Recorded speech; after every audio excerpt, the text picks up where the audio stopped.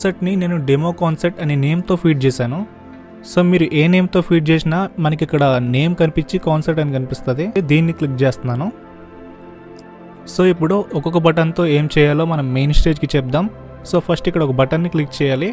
So ఇలా click చేయగానే మనకి కింద కొన్ని ఆప్షన్స్ కనిపిస్తున్నాయి కదా. సో దీంట్లో యాక్షన్స్లోకి వెళ్ళండి. సో దీంట్లో కరెంట్ ప్యాచ్ నెంబర్ని క్లిక్ చేయండి. సో ఈ బటన్కి మీరు ఏ టోన్ అయితే అసైన్ చేయాలనుకుంటున్నారో ఆ టోన్ యొక్క నెంబర్ని అయితే ఇక్కడ ఇవ్వాలన్నమాట. సో నేను ఫస్ట్ టోన్ అయితే సెలెక్ట్ చేసుకుంటున్నానో దానికోసం నేను 1 అనే నెంబర్ని ఇస్తున్నాను. ఇక్కడ button on and button off అని ఉంది కదా, ఈ రెండిట్లో కూడా మనం సేమ్ నెంబర్ని ఎంటర్ చేయాలి. అంటే మనం బటన్ ఎన్నిసార్లు నొక్కినా కానీ ఒకే టోన్లోకి వెళ్ళడానికి మనం 2 టైమ్స్ అయితే ఎంటర్ చేయాలి. సో నెక్స్ట్ సేమ్ ప్రాసెస్ అనమాట. మళ్ళీ వేరే బటన్ నొక్కి దాని తర్వాత యాక్షన్స్లోకి వచ్చి same current patch number and second బటన్లో మీరు ఏ టోన్ అయితే అసైన్ చేయాలనుకుంటారో దాని నెంబర్ ఇవ్వాలి. నేనైతే లైన్గా ఇస్తున్నాను.